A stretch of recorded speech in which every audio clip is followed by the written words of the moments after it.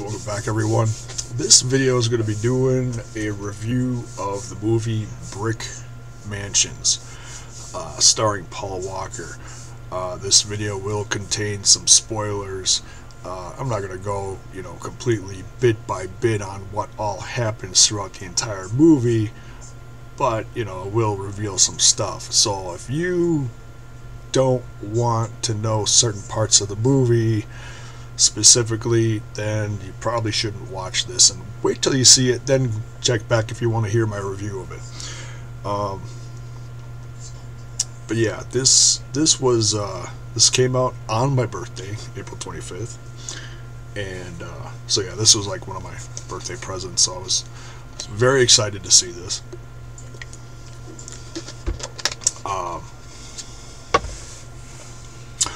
And I also got my Spider-Man 2 collector cup.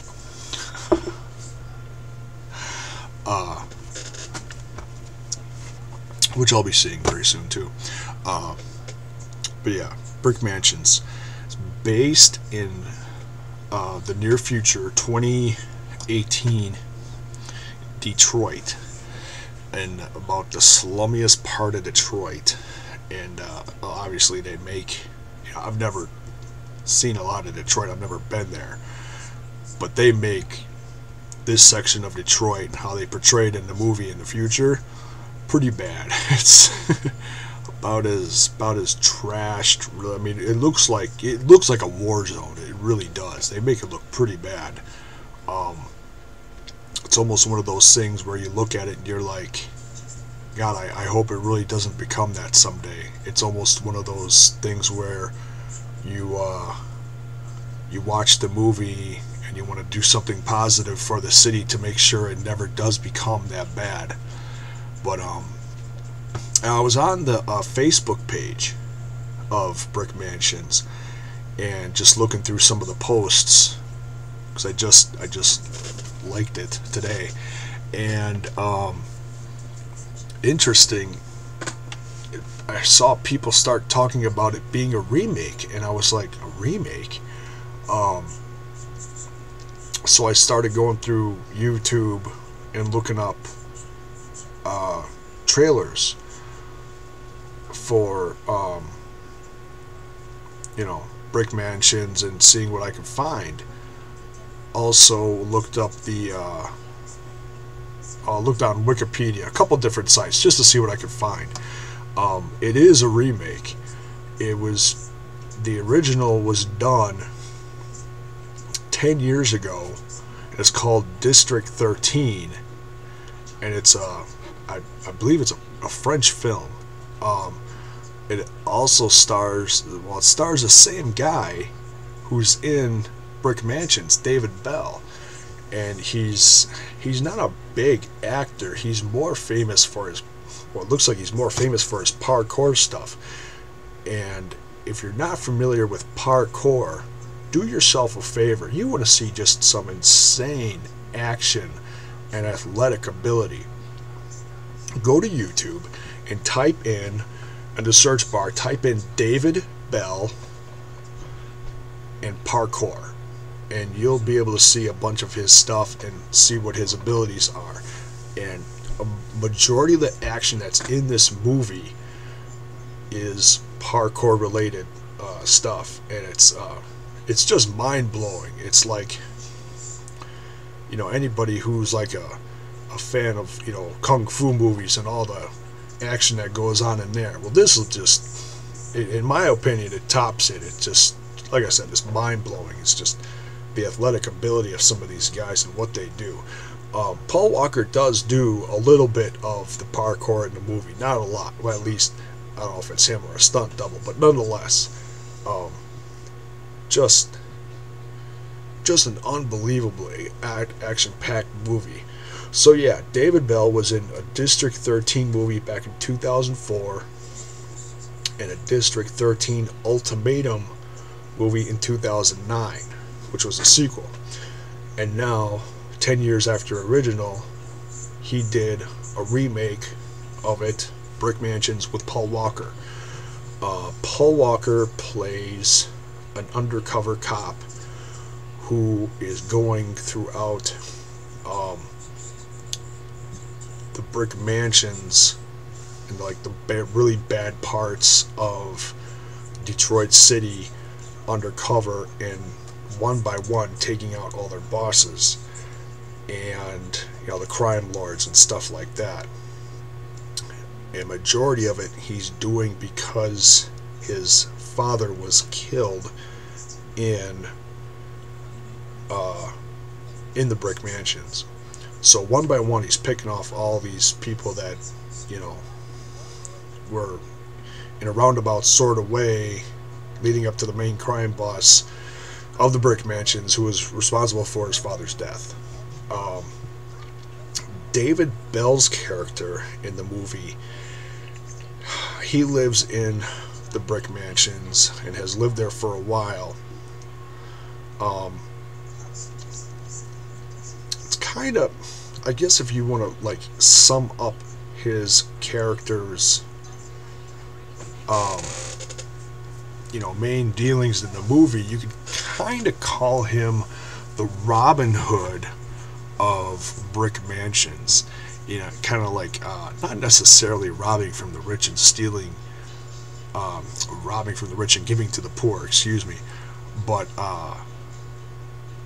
more of just you know, helping people get out of the brick mansions and better their lives, because it's so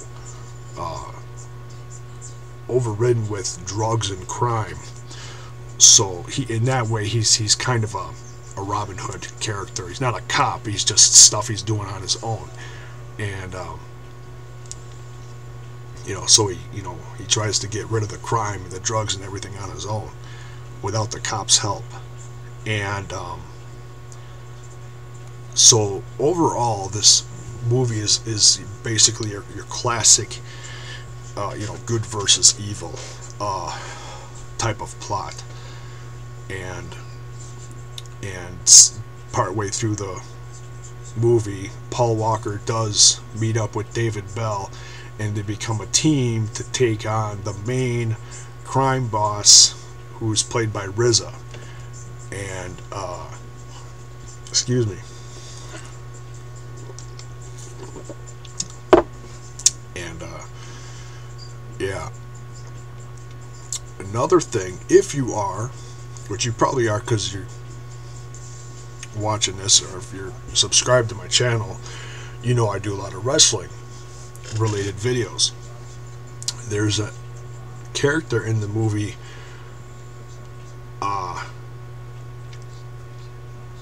if you watched wrestling in the late 90s, or if you've seen the movie 300, or if you saw the movie Pacific Rim, you saw this guy.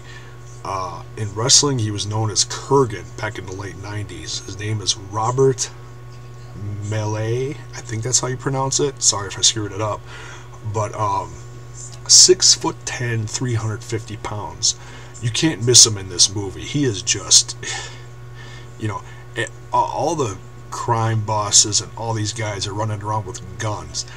Not this guy. He's the muscle of the movie. And he's all throughout it here and there. And he doesn't have any lines per se, but just his presence in the movie is like, he's a giant, pretty badass, very cool. So I knew I'd seen him. I wasn't watching a lot of wrestling in the late 90s, or at least the WWF, WWE stuff, or WCW, because that's when this guy was in a group called the Oddities and did some other solo stuff with the Jackal. You know, some other different, but nonetheless, he was, you know, a huge character. So it was cool to see him in this movie. Played a significant part of the bad guys, the muscle.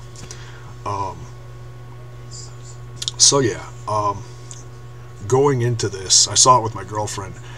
It's sad because besides this movie, his last movie that is coming out next year, Fast and the Furious 7, you know, it's the last of Paul Walker's movies. So going into it, it's sad, but there's so much action throughout this entire movie. It really sweeps you away, and you really don't start thinking about it until the end of the movie. And I'm not going to give away the ending. I mean, obviously, you know, the good guys win in the end. I'm not going to say, because there is a twist. I'm not going to give away the twist. The twist is kind of cool. But there's a scene where they're playing some somber music, and you start to see how the neighborhood of brick mansions and all these guys start to, I guess you could say, rebuild their neighborhood, make it better, make improvement. And you see the kids on their way to school. You see these guys who are toting guns through the whole movie, digging up the earth and, you know, planting trees and, you know, just trying to, you know, make everything better in the neighborhood.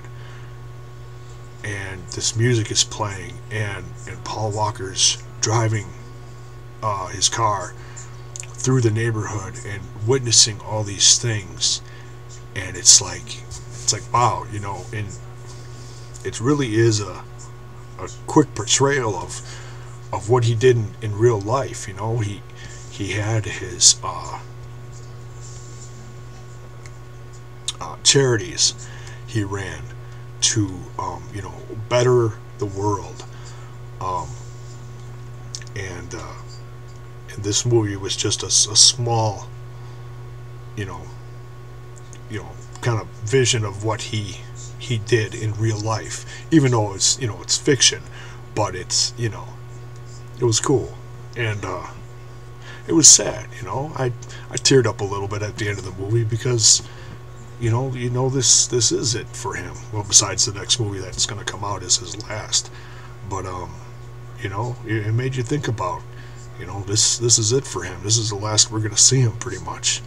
And it's just a great movie, really. If you're a fan of Paul Walker, if you're a fan of parkour, if you're an action buff and you love action movies, by all means, go see this. Just a, you know, I don't know what people expect to get out of these kind of movies. This is not the kind of movie that's gonna go win 10 Oscars on Oscar night, okay? It's just not. Is the acting in it good? Yeah, it's decent for the type of movie it is. It's not Oscar worthy per se, but it's decent, you know. None of these guys are going to win Oscars, but it's good. I saw one guy, and I'm not going to say who it was and, you know, rip on him personally, you know, but he gave it a 5 out of 10. It's like, okay, it's a remake, but if you haven't seen the remake and just seeing it by itself, which I haven't seen the originals, I intend on seeing the originals now because I want to see David Bell 10 years earlier doing this. They gave it, you know, a 5 out of 10. It's like, well, what were you expecting this movie to be? It's just dumb. I give it 4 or 5 stars, you know, for, you know, I knew it was going to be good, you know, for an action movie. I didn't know it was going to be this good, but it was, I was blown away by it, totally. So, highly recommend it. That's my review. A few spoilers in there, but like I said, I didn't want to give away the ending. The ending has a twist, and it's pretty cool. Awesome good versus evil movie, and yeah, it's sad. We're gonna miss Paul Walker. Just a great actor, great action guy. Rest in peace, Paul Walker. That's my review. Thanks for watching. Check you later.